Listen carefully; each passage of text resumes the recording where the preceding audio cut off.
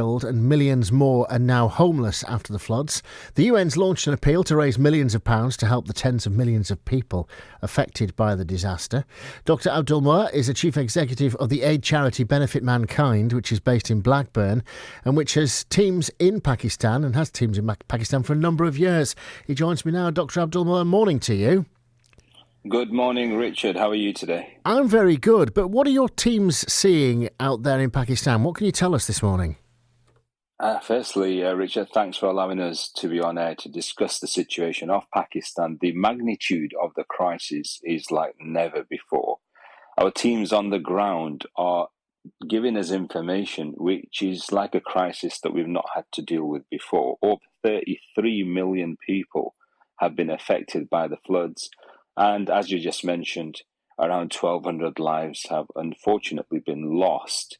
Now, just to put that into perspective, Richard, that's like half of the British country itself, which has been affected. To all our listeners, if you can just put that into a picture, that's how badly 1/3 of Pakistan has been affected. Now, our teams on the ground are providing emergency relief, which includes hot meals, water sanitation, medical relief, and temporary shelters to all those that have lost their lives. And over 10 million people are currently homeless and on the streets in Pakistan. So the situation is really, really difficult, and we're doing what we can to help all those who have been affected. And you're having to do all this with the floods still raging. I mean, they haven't subsided yet. The pictures on our TV screens are showing us that. Can you do any more to help at this time? Yeah, absolutely. It is difficult, as you've just mentioned, but provinces like Sindh, Punjab, Balochistan are the worst affected areas, and our teams are currently delivering aid where it's possible to do so. Now, it could take weeks for the flooding to clear, and this is one project which will be long-term.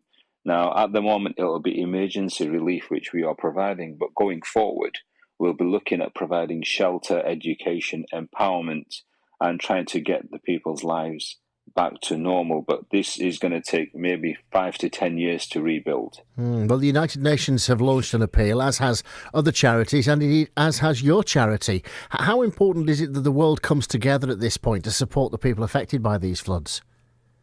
I think it's very important, Richard, and even though the whole world is going through a cost of living crisis, the British public always, when it comes to supporting other countries who have been affected, have always been generous. So whatever we can give, even if it's £1, we'd urge the listeners to try and donate this, because £1 could provide a hot meal, and that could save someone's life.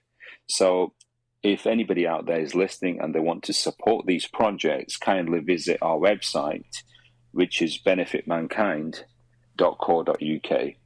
Dr. Abdul Moa, thank you for joining us this morning. Dr. Abdul is from the charity Benefit Mankind, for the Northwest charity Benefit Mankind. And if you listen to this and you want to do something to help, type Pakistan Appeal into any internet search engine as well, and you'll see various funds that have been set up to help. And all the aid agencies are working together as well to help.